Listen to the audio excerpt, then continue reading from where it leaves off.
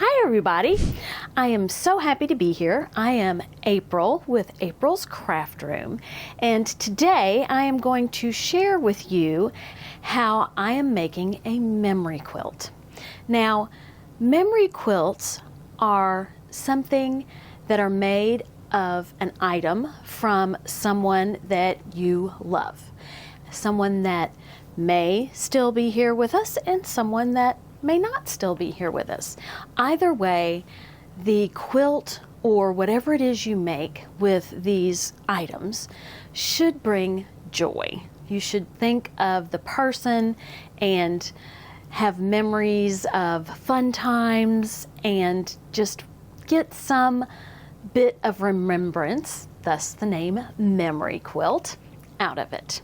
My father-in-law passed away a little over a year ago, and when we were going through his closet, I said, I want all the shirts that haven't been claimed by anybody.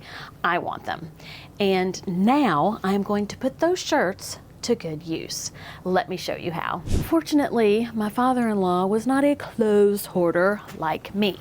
So, although I have a lot of shirts, it's not an overwhelmingly large number. What I want to do is I would like to make a quilt for my husband, my mother-in-law, my sister-in-law, and my brother-in-law. And I think I might be able to do it. I always misjudge the amount of fabric I have. What I'm going to do is I'm going to use a pattern that uses triangles. I have this template, and it is a triangle template. I thought that it would be a good masculine type design because this quilt is the one that I am making for my husband. And this is what the quilt looks like. Now what they've done is they've taken the template, and actually it's 3 templates, and they've made a triangle out of 4 triangles. In the package, there are 3 templates. So here is a triangle, then there is a small triangle ruler, and then there is a half triangle ruler. And this is for your edges, because otherwise you will have edges of your quilt that are not straight. I'm abandoning the instructions. So the first thing I want to do is I want to cut out 4 triangles. Now, you can use a rotary cutter, but for the first part of this, I am going to use scissors, and I like to cut along the seam. And then I also like to cut all the way up the sleeve, because this is a seam, so, you know, I'm going to cut like that. So here I have fabric. I'm going to do the same thing on the other side. This is a very, very nice cotton. Now I have the back of the shirts. So what I want to do is cut some strips. Edges of your quilt not straight. I'm abandoning. Okay, I should be able to cut this out. I want to cut out 4 triangles. I have multiple triangles. So I want to use these 4 fabrics to make a triangle unit. So I flip these around. This goes here, this goes here, this goes here, and then this goes here. And that is my triangle unit. Now what I want to do is I want to sew this together, and what I'll do is I will sew this seam, I will sew this seam, and then I will sew this seam. I can probably sew these 2 together first, but you know, because this is going to make a diamond shape.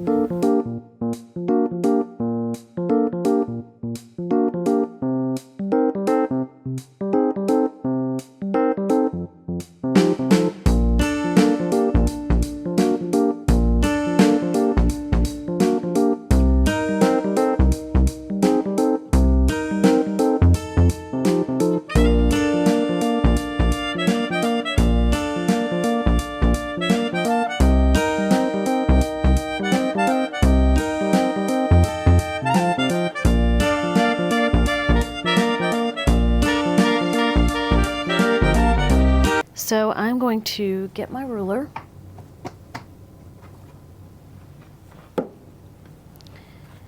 and I'm going to cut this side. Yeah, see, it's already stretched a little. Okay. Okay. Now I need to move my ruler.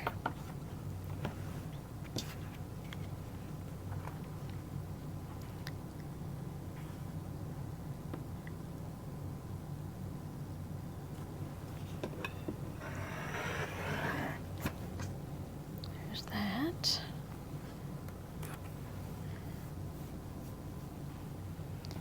And then I'm going to go, ugh, I don't like doing it on this, but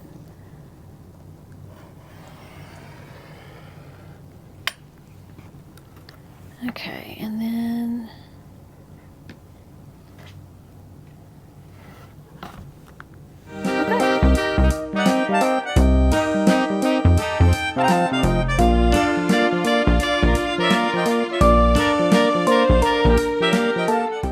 all right.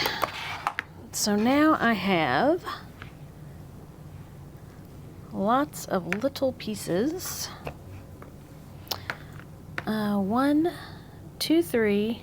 So I've got 3 of my light and 1 of my pieced. I have this, this, and this. So I have the beginnings of my row. I am going to continue on cutting up my shirts and making my rows and making my triangles out of the lighter prints and piecing the triangles out of the darker shirts. And when I come back, we'll see what it looks like on the design wall. All right, I've made a great deal of progress. I ended up deciding to use multiple shirts, even the shirt fabric that I had included in these pieced triangles for the full-size triangles. And I just used this triangle as a template to cut out those triangles. Then I decided that I wanted to put a half a triangle on the ends so that, oh, look, I missed one. Need one down here. So that I have a straight row.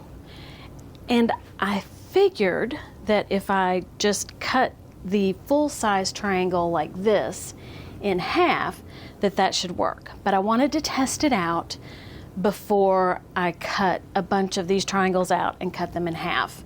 So I tried it on this row and it looks, you know, pretty straight to me. So I decided to go ahead with that plan.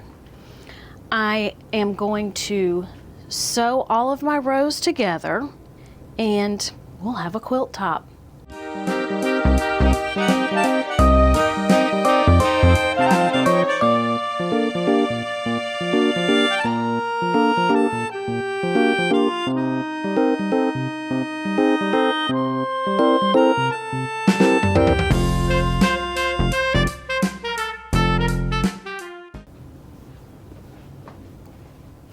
As you can see, my quilt top is complete. Working with shirts, a little different than working with quilting cotton, but that is okay. Now we are going to take it to the Grace 16X with automation, and we are going to quilt this quilt. So I will meet you at the long arm. So here I've rolled up the backing on the back. Now I need to roll the backing on the front because I want to start with the majority of my fabric, of my backing, on the front bar. So here are my pink quilt clips. And this should fit. There we go. Just had to use my muscles on this quilt top. I have some new finesse thread and I'm excited to use it. Strawberry lemonade. All right, so I am basting. When the machine beeps, it says I am going too fast. We are ready to rock and roll. One thing that I would like to point out is I am using the 360 wonderfoot. And you might be asking, what is the 360 wonderfoot? It is this foot. And the foot rotates 360 degrees on the inside.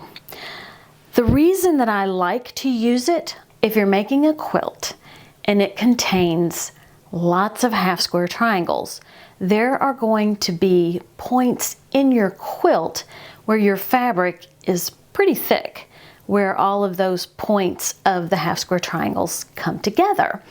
This is kind of like one of the scoop feet you might see on other long arms. This 360 wonderfoot just glides over the top. It doesn't get caught on anything. Sometimes I will step away from my machine when it is quilting with QCT 6 Plus. I have come back to a mess when the machine went over the edge of the quilt on the end and then tried to come back, but the ruler foot got caught underneath the edge of the fabric. And you know, it was just trying to do what it was supposed to do. With this 360 wonderfoot, I don't have that big of a chance of that happening.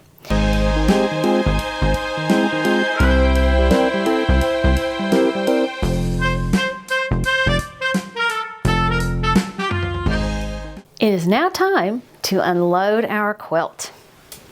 And I should just be able to unroll my quilt. Here is the quilt. Too cute. And let me show you the back. I like how the triangles turned out. And the back with the flowers. Now, something else that you could do, you could bind this and make it into just a throw quilt, something that you can snuggle with. Another option is to take the quilt that you just made and you can make a jacket. There are patterns out there that use a quilt and you cut the whole jacket out of your quilt.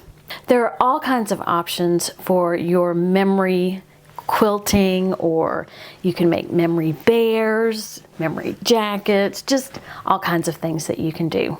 I hope that the tutorial inspired you as far as what you can do with those items that you have and what you can make from those shirts or quilts or whatever it is that you have from your loved one. Have a great day, eat some chocolate, and be kind to everyone. Until next time, bye.